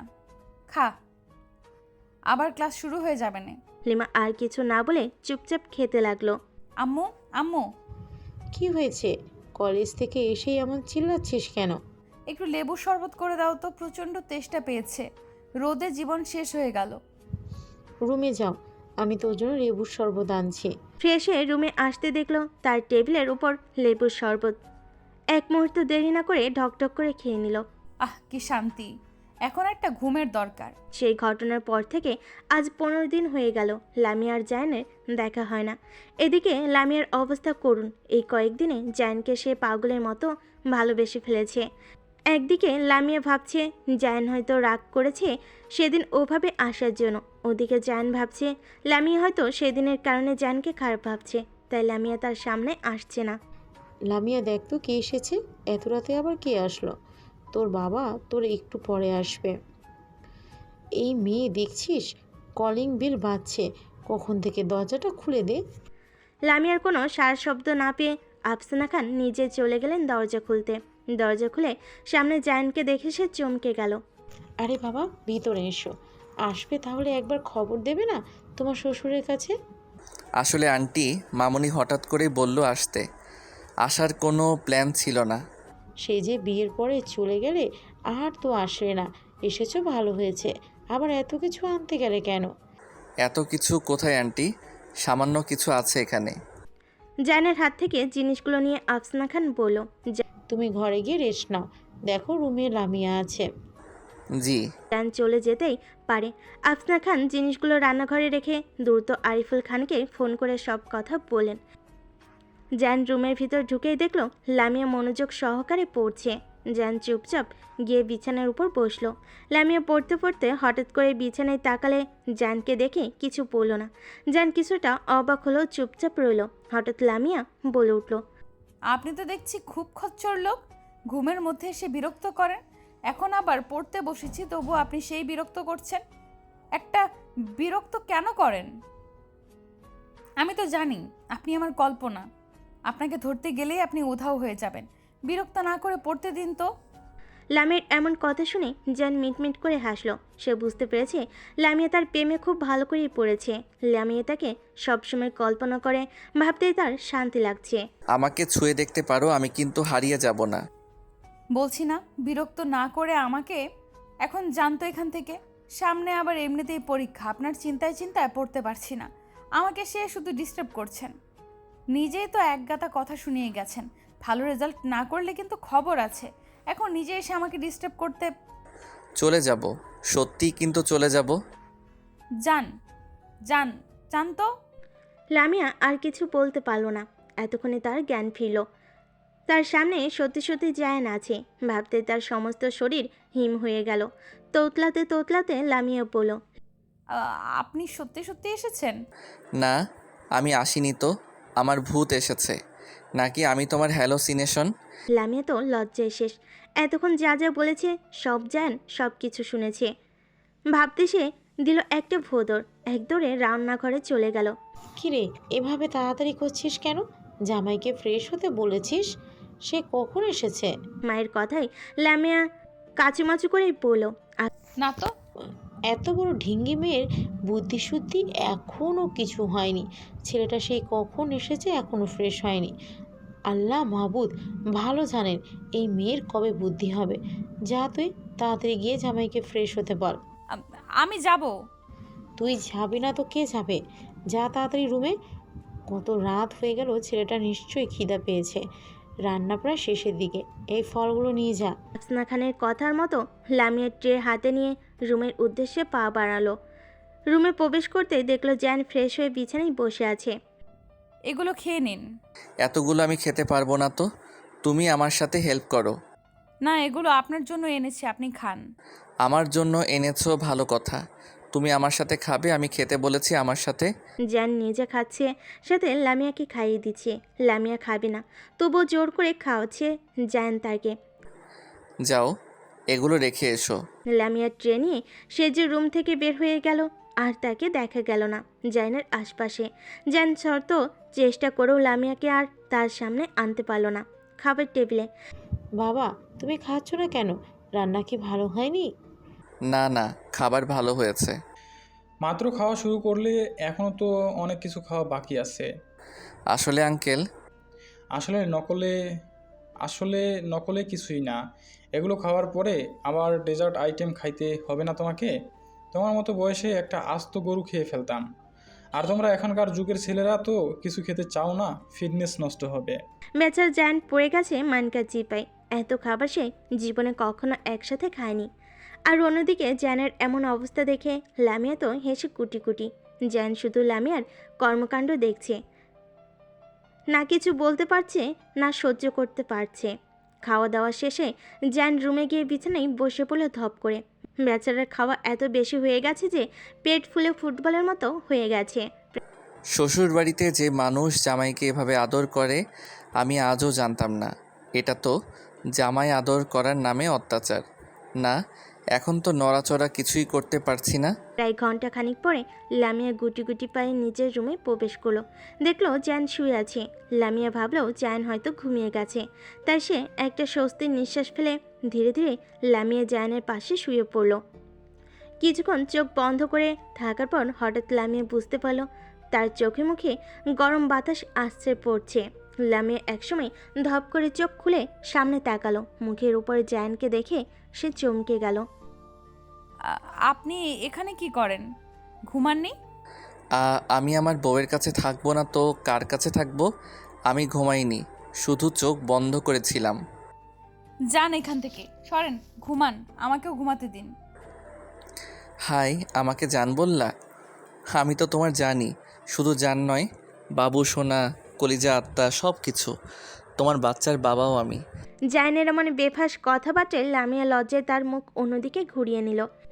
আমি আপনাকে জান বলেছি, এটি কি বললো? এই যান সে যান নয়, আমি বলেছি আপনি এখান থেকে সরে গিয়ে শুয়ে পড়েন।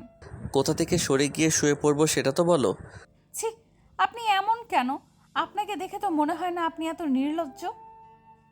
আপনাকে দেখে তো মনে হয় আপনি ভাজা মাছটা উল্টে খেতে জানেন না। এত নম্র, ভদ্র, গম্ভীর টাইপের ছেলে। প্রত্যেকটা ছেলেই তার বউয়ের কাছে নির্লজ্জ। কে বলেছে আমি সবার সামনে ভাজা মাছ উল্টে খেতে জানি না? কিন্তু বউয়ের সামনে আমি ভাজা মাছ উল্টে খেয়ে সাথে কাঁটা সহ খেয়ে ফেলতে পারি। বাইরের মানুষের সামনে আমি নম্রভদ্র, গম্ভীর টাইপের মানুষ, আর নিজের বউয়ের সামনে আমি নির্লজ্জ একটা ব্যক্তি। জায়ানের এমন সহজ স্বীকারোক্তিতে লামিয়া আরও লজ্জা পেয়ে গেল। জায়ান বলল, তখন যেন কি বলেছিলে? আমি নাকি তোমার স্বপ্নের সব সময় আসি, এটা কি সত্য? না, এগুলো আমি কখন বলেছি? আমার তো কিছু মনে পড়ছে না। এমনি একটা ভুলভাল কথাবার্তা বলেন আপনি। আসলেই তো এমনই ভুলভাল কথাবার্তা বলি আমি। কি করব বলো? কানে মনে হয় আমি কম শুনি। তাই তো তখন কে যেন বলল সে আমাকে ছুঁয়ে দেখতে চায়। আমি কিন্তু এখন তার সামনেই আছি, সে চাইলে আমাকে ছুঁয়ে দেখতে পারে। জায়ানের এমন কথাবার্তায় লামিয়া লজ্জায় লাল হয়ে মনে মনে ভাবছে, ইয়া মাবুদ, কেন যে আমি তখন এই কথাগুলো বলতে গিয়েছিলাম। আল্লাহ, তুমি মাটি ফাঁক করো, আমি তার ভেতরে চলে যাই। না হয় আমাকে কেউ এক গ্লাস পানি দাও, আমি ডুবে মরি। লামিয়া এবার চোখের দিকে তাকালো। জায়ানের চোখে তাকাতেই তার সমস্ত শরীর হিম হয়ে এলো। সে জায়ানের চোখে আজ অন্য কিছু দেখতে পাচ্ছে, যে চোখে তার মৃত্যু হবে নিশ্চিত। সে তো ছোট নেই যে এই তাকানোর মানে সে বুঝতে পারবে না। জায়ানের শরীরের স্পর্শে লামিয়ার ঘোর কাটলো। আমি নিজেকে কন্ট্রোল করতে পারছি না। Badly need you. বলতে বলতে জায়ান লামিয়ার সমস্ত গলদেশে ছোট ছোট চুমুতে ভরিয়েছিল। লামিয়া চোখ মুখ খিচে বিছানার চাদর শক্ত করে আঁকড়ে ধরল। একসময় সহ্য করতে না পেরে জায়ানের মাথার কোকড়া চুলগুলো খামচে ধরল। এবার তার ঠোঁটের দিকে অগ্রসর হলো। জায়ানের ঠোঁট দ্বারা লামিয়ার ঠোঁট দুটো পরম আবেশে আঁকড়ে ধরল। একসময় লামিয়াও রেসপন্স করতে লাগলো। চারিদিকে নিস্তব্ধ রাত, সেই সাথে দুটো শরীর মেতে উঠেছে এক আদিম খেলায়। দুটো হৃদয় হয়ে গেল এক, যা একে উপরের পরিপূর্ণ। জায়ানের বুকে লামিয়া ফুপিয়ে ফুপিয়ে কাঁদছে। I am really sorry. আসলে আমার কি হয়েছিল আমি নিজেও জানি না। তোমাকে আর একটু সময় দেওয়া দরকার ছিল। প্লিজ তুমি এভাবে কেঁদো না, তাহলে আমার কষ্ট হয়। জায়ানের কথাই লামিয়া কান্না থামিয়ে দিল, কিন্তু ফুপানোর শব্দে তার শরীর ঠিকই দুলতে লাগলো। অনেক রাত হয়ে গেছে, চলো আগে গোসল করে তারপর ঘুমাবে। উঠতে পারবে তুমি? আচ্ছা থাক, তোমাকে উঠতে হবে না। বলেই লামিয়াকে জায়ান কোলে তুলে নিল। সাথে সাথে লামিয়া ব্যথা পাচ্ছি বলেই লামিয়াকে জায়ান কোলে তুলে নিল। সাথে সাথে লামিয়ার কথায় জায়ান কান্না দিয়ে লামিয়াকে শাওয়ারের নিচে দাঁড় করিয়ে দিল। শাওয়ারের পানি গায়ে পড়ার সাথে সাথে লামিয়ার সমস্ত শরীর যেন অবশয়ে আসার উপক্রম। লামিয়াকে গোসল করিয়ে বিছানায় শুয়ে দিয়ে নিজে গোসল করে বের হলো। দেখলো যেভাবে লামিয়াকে শুয়ে দিয়ে গেছে সেভাবে শুয়ে আছে লামিয়া। পেইন কিলার আছে? বেডসাইড টেবিলের ড্রয়ারে। জায়ান আর কথা না বলে চুপচাপ সেখান থেকে পেনকিলার নিয়ে লামিয়াকে খাইয়ে দিল। তারপর জায়ান ওকে বুকে জড়িয়ে নিয়ে ঘুমিয়ে পড়ল। বিকট ফোনের আওয়াজে লামিয়ার ঘুম ভেঙে গেল। তাড়াতাড়ি করে বিছানায় হাতের ফোনটা রিসিভ করে কানে ধরতে ও পাশ থেকে ভেসে আসলো, দোস্ত আমারে বাঁচা, না হলে আমি মরে যাব। সকাল সকাল ফোন দিয়ে কি শুরু করে দিয়েছিস? কি হয়েছে সেটা বল। সকাল সকাল মানে 11টা বেজে গেছে, তুই এখনো ঘুম থেকে উঠিসনি? 11টা বেজে গেছে? হায় আল্লাহ, আমাকে কেউ ডাক দেয়নি কেন? তুই তো এত দেরি করে উঠিস না, আজকে এত দেরি করে উঠলি? নিশ্চিত তুই রাত জেগেছিলি।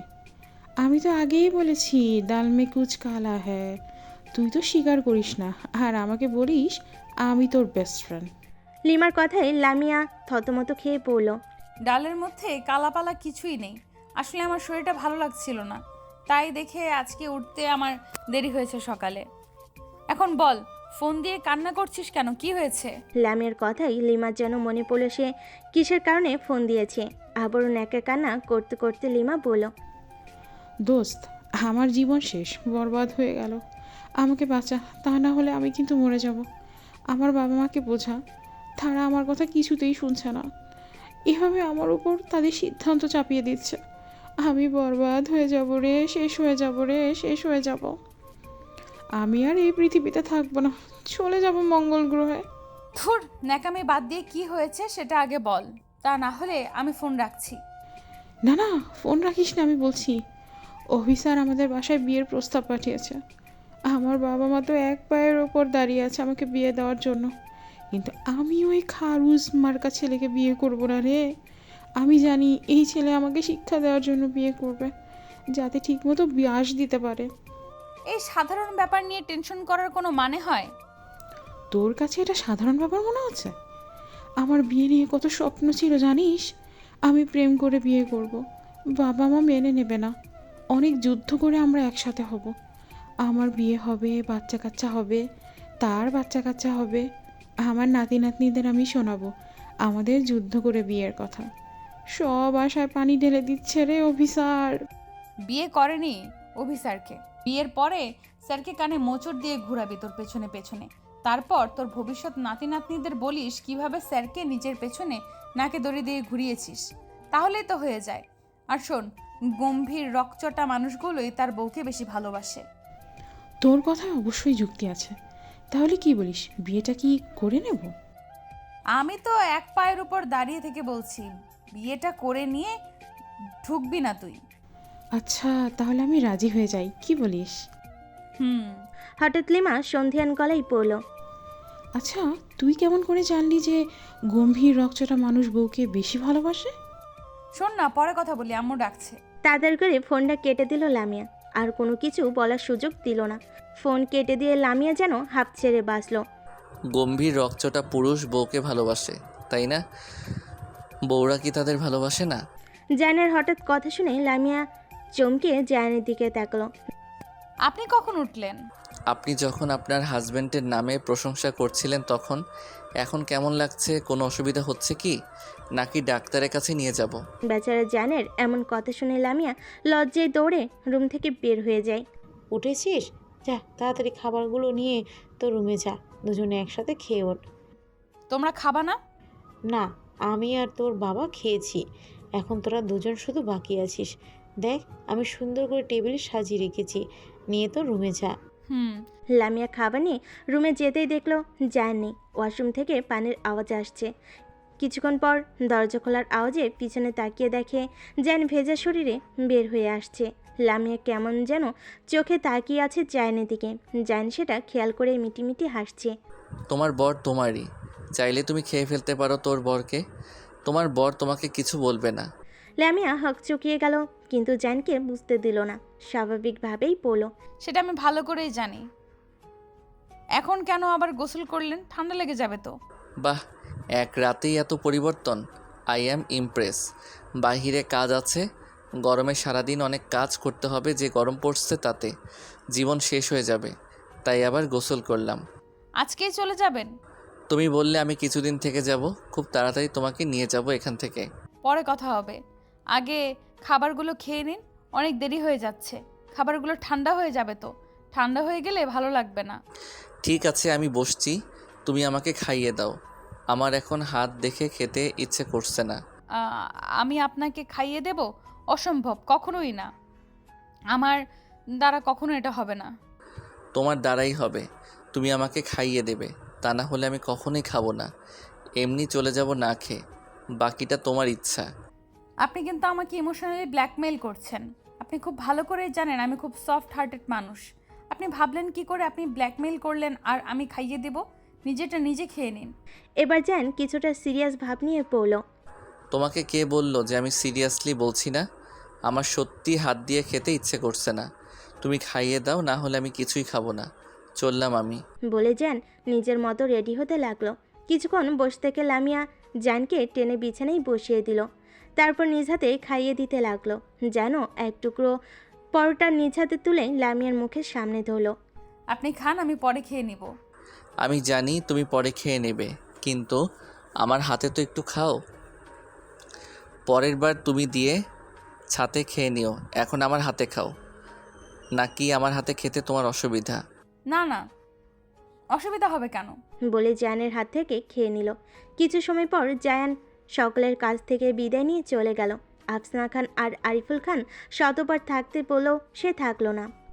আব্বু আম্মু এত টেনশন করছো কেন? আমি তো অনেকবার থাকতে বলেছিলাম, তার যেন কি কাজ ছিল তাই থাকতে পারলো না। পরের বার এসে থাকবে বলেছে, এত চিন্তা না করে চলো।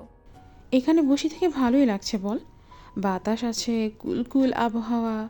আসলে বল তো, গাছের নিচে বসলে আলাদা একটা শান্তি আছে, যা ওই বিল্ডিং ঘরে নেই। হুম। তোর কথা মতো তো আমি হ্যাঁ বলে দিলাম বিয়েতে। জানিস ওই বেটা শুধু জ্বালায়। ভালোই তো, জ্বালাবেই তো। বউকে জ্বালাবে না তো কাকে জ্বালাবে? বাহ বাহ, খুব ভালো। একদিনেই তো তুই স্যারের পক্ষ নিয়ে কথা বলছিস। আমি তো তোর কেউই না, তাই না? তুই আমার বেস্টি, সে আমার দুলা ভাই। এখন বল, স্যার বলল এখানে বসে থাকতে, স্যারের তো আসার কোনো নামই নেই। কি জানি, ওই খাট আসবে তাই ভালো জানে। লিমা, তোকে একটা কথা বলতে চাই বলতে চাই করে করে বলা হচ্ছে না। কি এমন কথা যে বলতে চাস বলা হয় না? তুই রাগ করবি না তো? প্লিজ আমাকে ভুল বুঝিস না। না, আমি তোকে ভুল বুঝবো কেন? ভনিতা না করে তাড়াতাড়ি বল। আমার না বিয়ে হয়েছে আজ থেকে প্রায় 1 মাস আগে। তোকে বলবো, কিন্তু ওইরকম কোনো পরিস্থিতি ছিল না, হঠাৎ করে সব কিছু হয়ে গেল। আমি নিজেও জানি না। তুই রাগ করিস না প্লিজ। পরিস্থিতির শিকার হয়ে আমি এমনটা করেছি। বিয়ের পর কিছুদিন ট্রমার মধ্যে ছিলাম, তোকে যে বলবো সেটা আমার মাথাতেই আসেনি। তারপর? লিমার এমন গাছেরা ভাব দেখে লামিয়া অবাক। শুধু অবাক নয়, অবাকের উপরে যদি কিছু থেকে থাকে তাহলে সেটাই হয়েছে। লামিয়া তো ভেবেছিল লিমাকে এ কথা বলে তার পিঠে আরও আস্ত থাকবে না, কিন্তু এখানে তো সম্পূর্ণ হিতে বিপরীত। তুই সত্যি অবাক হোসনি? তুই না কত প্ল্যান করতি আমার বিয়েতে তুই অনেক মজা করবি, আর আজকে এ কথা শুনে তুই বসে আছিস? সত্যি আমার উপরে রাগ করিসনি তো? আরে না, রাগ করিনি তো। আর তোর তো এমনি বিয়ে হয়েছে, পরে তো আবার তোকে ধুমধাম করে তুলে নিয়ে যাবে, তাহলে রাগ করবো কেন? আমার কি রাগ করার কথা? লামিয়া যেন এবার আরও অবাক হলো। তার মানে লিমা সব কিছু জানে, কিন্তু কেমন করে? সে তো বলেনি, তাহলে লিমা জানলো কি করে? তাহলে কি লিমা যা ভাবছে তাই জায়ান তাকে বলেছে? তুই আগে থেকে সব কিছুই জানিস, কই আমাকে তো বলিসনি। তোকে কে বললো এইসব? তুই আমাকে বলেছিলি যে আমি তোকে বলবো। তোর কপালে ভালো যে আমি তোর সাথে এখন স্বাভাবিক ব্যবহার করছি। দুলাভাইয়ের বদৌলতে তুই বেঁচে গেলি। তোকে উনি কখন কিভাবে সব কিছু বললো? আমি তো কিছুই জানি না। বাহ, জায়ান স্যার থেকে উনি এখন হয়ে গেছে আমার দুলাভাই। বেশ ভালোই। 1 মাসে এত ভালোবাসা হয়ে গেল যে তুই উনি করছিস। এত ভর্ণিতা না করে কখন কিভাবে সব কিছু হলো বল না। তো তোর তো দেখছি তর্স হয়েছে না রে শোনার জন্য। আচ্ছা শোন তাহলে বলি। তোর আর জায়ান স্যারের যেদিন বিয়ে হলো সেদিন আমি কিছুই জানতাম না। পরের দিন যখন তুই কলেজে আসলি, তোর আসতে তো লেট হয়েছিল। তার আগে স্যার আমাকে বলেছিল আমি যেন স্যারের সাথে ছুটির পর একা দেখা করি, কাউকে বলতে নিষেধ করেছিল। আমি প্রথমে ভেবেছিলাম তোকে সাথে নিয়ে যাব, পরে স্যার নিজেই বলেছিল তোকেও যেন না নিয়ে আসি। প্রথমে কিছুটা অবাক হলেও পরে ভাবলাম হয়তো বা স্যার দরকারি কিছু বলবে। কলেজ ছুটি হওয়ার পর গেলাম, তোকে বলেছিলাম না আমার একটা কাজ আছে, তুই যা, আমি একটু পরে যাব। সেদিন আমি জায়ান স্যারের সাথেই দেখা করতে গিয়েছিলাম। তুই চলে যাওয়ার পর স্যারের সাথে আমি দেখা করি, তখন স্যার আমাকে সব কিছু বলে। আমার তোর উপর রাগ হলো প্রচুর, কিন্তু স্যার বারবার করে বলল তোর কোনো দোষ নেই। তাই আমিও আর তোর উপর রাগ করে থাকলাম না। তুই না হয় খাওয়াই না খাওয়ানোর ভয়ে ট্রিট দিসনি, স্যার আমাকে ঠিকই দিয়েছিল। ও, তোকে কি ট্রিট দিয়েছিল? প্রথমে আমাকে রেস্টুরেন্টে যাওয়ার জন্য বলেছিল, কিন্তু আমি রাজি হচ্ছিলাম না দেখে বলল একটু দাঁড়াও তুমি, 5 মিনিটে আমি আসছি। তারপরে আমাদের কলেজ থেকে 2 মিনিট দূরে যে একটা বড় রেস্টুরেন্ট আছে না, সেখান থেকে দেখি অনেকগুলো খাবার নিয়ে আসছে। আমার হাতে জোর করে দিয়ে বলল আজকে তো রেস্টুরেন্টে খেলে না, একদিন লামিয়াকে সাথে নিয়ে ট্রিট দেব তোমাকে, সেদিন মন ভরে খেও। দুলাভাই হিসেবে আজকে এতটুকুই করতে পারলাম। তুই কি বলেছিলি? আমি আর কি বলবো, আমি কিছুই বলিনি। তবে দুলাভাই তার একমাত্র শালির কথা ভুলে যায়নি। তুই তোর বেস্ট ফ্রেন্ডকে ভুলে গেলেও দুলাভাই তার শালিকে ভুলে যায়নি। এত দরদ দুলাভাইয়ের প্রতি? তোর যেমন তোর দুলাভাইয়ের প্রতি দরদ, আমারও আমার দুলাভাইয়ের প্রতি অনেক দরদ রে। তাই বেশি কথা বলতে আসিস না, কেমন? সরি তোমাদের অনেকক্ষণ বসিয়ে রাখলাম। কথা দিয়ে যখন কথা রাখতে পারেন না, তাহলে অপেক্ষা করতে বলেন কেন? এত দেরি করে কেউ আসে? কার জন্য কখনো অপেক্ষা করেছেন? কখনো করলে বুঝতেন অপেক্ষা করা কতটা কঠিন। এটা কোন ধরনের কথা বলার স্বভাব? স্যার হয়তো কোনো কাজে আটকে গিয়েছিলেন, তাই দেরি হয়েছে, তাই বলে এমনভাবে কথা বলবি? মিসেস, আমি কখনো কারোর জন্য অপেক্ষা করিনি। আপনি চাইলে আমি আপনার জন্য অপেক্ষা করতে পারি। অভির এমন কথাই লিমা কিছুটা অবাক হলো। লিমা ভেবেছিল অভি হয়তো তার এমন কথা শুনে রেগে যাবে, কিন্তু না, অভি রাগ করেনি, বরং তার জন্য অপেক্ষা করতে চাইছে। হঠাৎ লামিয়া বলল, কি বলার জন্য স্যার আমাদের দাঁড়িয়ে থাকতে বলেছিলেন? স্যার না, বলো দুলাভাই। কলেজের ভেতর স্যার আর কলেজের বাইরে তোমার বেস্ট ফ্রেন্ডের উডুবি, বুঝলে? জি ভাইয়া, বুঝতে পেরেছি। চলো, আজকে আমার পক্ষ থেকে তোমাদের ট্রিট শালিকা। আজকে আমরা তিনজন মিলে দুপুরের খাবার সবাই একসাথে খাবো। কি খাবে না? জি। তারা তিনজনে মিলে শহরের একটা ভালো রেস্টুরেন্টে গেল। সেখানে যে যার মতো নিজের পছন্দের খাবার অর্ডার করলো। কিছু সময় বসে থাকার পর তাদের খাবারগুলো দিয়ে যেতেই সকলে খাবার খাওয়া আরম্ভ করলো। যেহেতু প্রায় বিকেল হয়ে গেছে, তাই সকলের প্রচণ্ড ক্ষুধা পেয়েছে। খাবার শেষে ডেজার্ট আইটেম হিসেবে আইসক্রিম। তারা ধীরে সুস্থে আইসক্রিম খাচ্ছে আর নিজেদের মধ্যে কথা বলছে। হঠাৎ করে সেখানে জ্যান উপস্থিত হলো। আরে জয়ন ভাই, আপনি এখানে? আসেন, বসেন ভাই। অভির মুখে জ্যান শব্দটা শুনে লামিয়া তড়িৎ গতিতে পিছনে তাকালো। দেখলো জ্যান তার পিছনে দাঁড়িয়ে আছে। স্যার না বলে ভাই বলছেন, আমি আপনার স্যার না। শালিকা, রাগ করো না। তোমার হাজব্যান্ড আমার ভার্সিটির ছোট ভাই। আমরা আগে থেকেই পূর্ব পরিচিত, বুঝলে? কলেজের স্যার আর কলেজের বাইরে ভাই। ভাই আপনি দাঁড়িয়ে আছেন কেন? বসেন। বুঝবো না? তোমার বান্ধবীকে নিতে এসেছি, নিয়ে গেলে কোনো সমস্যা হবে? না না ভাইয়া, ভাবিকে নিয়ে যান, কোনো সমস্যা নেই। জ্যান আর এক মুহূর্ত দেরি না করে একটানে লামিয়াকে বসে থেকে উঠিয়ে টেনে বাহিরে নিয়ে যেতে লাগলো। লামিয়াও রোবটের মতো জ্যানের পিছু পিছু চলে গেল। ওদিকে তাকিয়ে না থেকে আমার দিকে তো তাকিয়ে থাকতে পারেন। একমাত্র অদম স্বামীকে একটু মূল্য দিন, তা না হলে দেখবেন স্বামী কখন হাও হয়ে গেছে। যে থাকার সে এমনিতেই থাকবে, যে না থাকার তাকে হাজার চেষ্টা করেও আটকে রাখা যাবে না। কি হলো, এভাবে বসে আছো কেন? সিট বেল্ট বেঁধে নাও। আচ্ছা, আপনি দেখলেন কিভাবে আমি এখানে আছি? আমি তো আপনাকে বলিনি। এমনকি আমি নিজেই জানতাম না যে আজকে রেস্টুরেন্টে আসব। আমিও এই রেস্টুরেন্টে এসেছিলাম একটা মিটিংয়ের কারণে। মিটিং শেষে বের হয়ে যাওয়ার সময় মনে হলো তোমাকে দেখলাম। একটু ভালো করে খেয়াল করে দেখি তুমি, অভি আর লিমা। তাই আমিও চলে গেলাম আমার বউকে নিয়ে আসতে। এত সুন্দর সুযোগ কেউ হাতছাড়া করে? বাপ্পা, বউয়ের প্রতি এত দরদ হয়ে উঠেছে। দরদের কি দেখলে? কেবল তো দরদ শুরু, সামনে আরও কত কি দেখতে পাবে। তোমার পরীক্ষাটা শেষ হোক, তারপরে একেবারে আমাদের বাড়িতে নিয়ে যাই, তখন দেখবে দরদ আর ভালোবাসা কাকে বলে। সেটা তখন দেখা যাবে, এখন আমরা কোথায় যাব? তুমি যেখানে বলবে সেখানেই নিয়ে যাব, একটু লং ড্রাইভে যাব। বাসার সবাই চিন্তা করবে আমি বাড়িতে কিছু বলে আসিনি। অত কথা তোমাকে ভাবতে হবে না।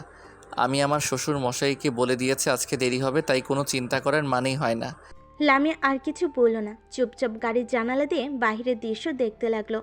যেন একটা গ্রাম্য এলাকায় গাড়ি থামালো। পিচঢালা সরু রাস্তা, রাস্তার দুধারে সারি সারি তালের গাছ আর চারিদিকে ধান। হয়তোবা মাসখানেক হলো ধানের চারা লাগানো হয়েছে। চারিদিকে সবুজ হয়ে আছে, একটা আলাদা সৌন্দর্য। আর সব কচি ধান গাছের আর একটা আলাদা সৌন্দর্য। এখানে নামো। এসে পড়েছি। লামিয়া জায়নার হাত ধরে গাড়ি থেকে নেমে চারিদিকে তাকালো। এত সুন্দর জায়গা, ঢাকায় যে এত সুন্দর জায়গা আছে তা তো জানা ছিল না। তুমি জানবে কেমন করে? তুমি তো সব সময় বই নিয়ে পড়ে থাকো, কখনো কি একটু বাইরে ঘুরে বেরিয়েছো? আচ্ছা চলো রেস্টুরেন্টে যাই। ভাসমান রেস্টুরেন্ট, পানিতে ভাসছে, বাতাসে হালকা হালকা দুলছে। দেখে মনে হচ্ছে দোলনায় দোল খাচ্ছে। এটা তো ভাসমান রেস্টুরেন্ট, কত সুন্দর দেখেন। তুমি দেখো, এখানে আমি প্রায়ই আসি। বেশিরভাগ ক্লায়েন্টের সাথে আমি এখানে মিটিং করি। জায়গাটা খুব নিরিবিলি আর প্রাকৃতিক পরিবেশ খুব ভালো লাগে। ও স্যার, আপনার বসার জায়গা ফাঁকা করে দিয়েছি, আপনি গিয়ে বসুন। আচ্ছা ঠিক আছে, তুমি যাও। জানের কথা শুনে সেখান থেকে চলে গেল। জায়ান লামিয়াকে নিয়ে ছোট্ট কুড়ে ঘরের মধ্যে বসলো। কুড়ে ঘর? কথা বলো না, সামনের দিকে তাকিয়ে থাকো। জায়ানের কথা মতো লামিয়া আর কিছু না বলে চুপচাপ সামনের দিকে তাকিয়ে থাকলো। পশ্চিম আকাশে ধীরে সুস্থে সূর্য অস্ত গেল, আর সেই সূর্যাস্ত এক নব দম্পতি উপভোগ করছে। প্রকৃতির মাঝে সূর্যাস্ত দেখার মজাই আলাদা। এমন কোনো মানুষ নেই যে সূর্যাস্ত দেখতে পছন্দ করে না। সূর্যাস্ত দেখা শেষে দুজনে একসাথে খাওয়া দাওয়া করলো। বরং আজকে জায়ান লামিয়াকে খাইয়ে দিল। খাওয়া শেষে দুজনে বাড়ির উদ্দেশ্যে রওনা দিল। নেমে পড়ো, আমরা চলে এসেছি। আপনি যাবেন না আমাদের বাসায়? না, আজকে যাব না, অন্য কোনো দিন যাব। ধন্যবাদ। কিসের জন্য ধন্যবাদ দিলেন শুনি মহারানী? আজকে আমাকে এত সুন্দর একটা দিন উপহার দেওয়ার জন্য। আমার জীবনে এত সুন্দর মুহূর্ত নেই বললেই চলে। আমার মহারানীকে যে আমি খুশি করতে পেরেছি এটাই অনেক আমার কাছে। জায়ানকে কিছু বলার সুযোগ না দিয়ে হঠাৎ করেই লামিয়া জায়ানের ঠোঁটে ছোট্ট একটা কিস করে তার গাড়ি থেকে বের হয়ে গেল। দৌড়ে যেতে যেতেই লামিয়া বলল, আজকে এই সুন্দর দিনটা উপহার দেওয়ার জন্য এটা আমার পক্ষ থেকে আপনার উপহার। আর অন্যদিকে বেচারা জায়ান শখ খেয়ে আছে। বেশ কিছুক্ষণ লামিয়া যাওয়ার দিকে তাকিয়ে থেকে হঠাৎ করে মুচকি এসে গাড়ি স্টার্ট দিল। কি হয়েছে আম্মু?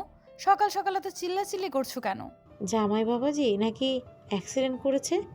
এতটুকু কথা যেন লামিয়ার সমস্ত পৃথিবী ঘুরিয়ে দেওয়ার ক্ষমতা রাখে। লামিয়া কান্না করতে করতে বলল, কি বলছো আম্মু এগুলো? কালকে রাতেই তো উনি ঠিক ছিলেন। আম্মা, আপনি হাইপার হবেন না, আমরা এক্ষুনি যাব। জামাই বাবাজি ঠিক আছে। কিন্তু লামিয়ার সেদিকে কোনো খেয়াল নেই। সে তো কান্না করতে ব্যস্ত। সকলে মিলে জায়ানের বাড়ির উদ্দেশ্যে রওনা দিল। লামিয়া বাড়ির পরা সাদামাটা 3 পিস পরেই চলে এসেছে জায়ানদের বাড়িতে। গাড়ি থামা মাত্রই লামিয়া দৌড়ে বাড়ির ভেতরে চলে গেল। ড্রয়িং রুমে প্রবেশ করতে তার মনে হলো সে তো এই বাড়ির কিছু চেনে না। একজন কাজের লোক লামিকে চিনতে পেরে জায়ানের রুমে নিয়ে গেল। লামিয়ার রুমের ভিতর প্রবেশ করতে দেখলো জায়ানের মাথায় ব্যান্ডেজ, বাম হাত আর ডান হাত পায়ে ব্যান্ডেজ। লামিয়া কোনো দিকে খেয়াল না করে জায়ানের বুকে ঝাঁপিয়ে পড়ল। লামিয়াকে দেখে হাওয়া চৌধুরী আর হানিফ চৌধুরী দুজনেই রুম থেকে বের হয়ে গেল। তাদেরকে আলাদা সময় দেওয়ার প্রয়োজন। দেখে দেখে আমার মহারানীকে দেখি। দেখো, আমার কিচ্ছু হয়নি, আমি ঠিক আছি। এতটুকু সময় কেটে কেটে চোখ মুখের কী হাল করেছো দেখো। আল্লাহ, এই মেয়েকে নিয়ে আর পারি না।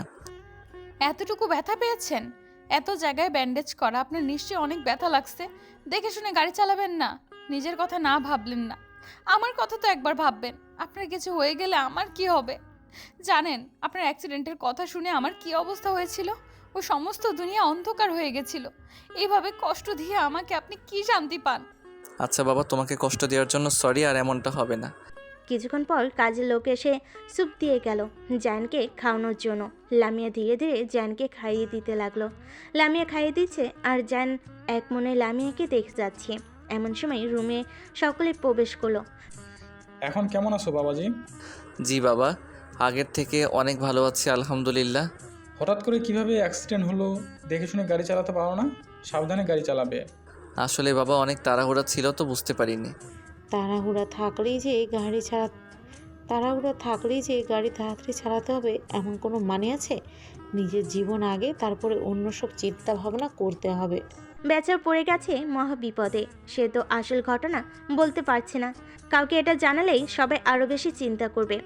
বাবা তোমরা যাও, এখানে আমি কিছুদিন থাকবো। দুপুরে খাওয়া দাওয়া শেষে কিছুক্ষণ পরে আফসানা আর আরিফুল খানের চলে যাওয়ার কথা উঠতেই লামিয়া আগে বলে দেয় উক্ত কথাটি। ভাই, ও যখন থাকতে চাইছে থাকুক না, ওর কোনো সমস্যা হবে না, আমরা দেখে রাখবো কে। আরিফুল খান আর কি বলবে, ছেলে মেয়ে তো বিয়ে হয়ে গেছে, থাকতে চাইলে তো আর না করতে পারবে না। তারপর ছেলেটার এই অবস্থা, স্ত্রী হিসেবে তার মেয়ের কর্তব্য ছেলেটার পাশে থাকা। তিনি শুধু এতটুকুই বললেন, ঠিক আছে মা, তুমি দেখে শুনে থেকো। আমরা গিয়ে ড্রাইভারের কাছে তো আমার প্রয়োজনীয় জিনিসপত্র পাঠিয়ে দেব, নিয়ে নিও। আর তাড়াতাড়ি চলে আসেন বাড়িতে।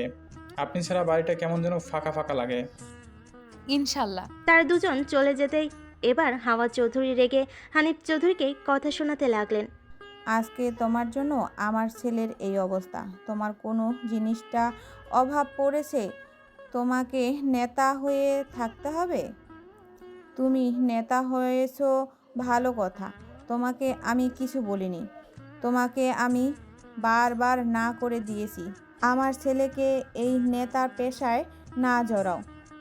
তোমার কারণে আমার ছেলের আজকে এই অবস্থা। কতখানি করতে পারে তা তো দেখলাম। তুমি আমার চোখের আড়ালে আমার ছেলেকে রাজনীতিতে জড়িয়ে দিয়েছো। রাজনীতি করতে হবে কেন? আমার ছেলে বিজনেস করছে, তাতে হয় না? তুমি আমার ছেলেকে উস্কে দিয়েছো। না, আমি তোমার কোনো কথাই শুনবো না লামিয়া মা। জি আম্মু বলেন। তুমি আজকে এই বিষয় নিয়ে জায়ানের সাথে কথা বলবে। ও যেন রাজনীতি বিষয়ে কোনো কথা না বলে। এখন কি করে তুমি ওকে এখান থেকে সরে আসাবে সেটা তোমার ব্যাপার।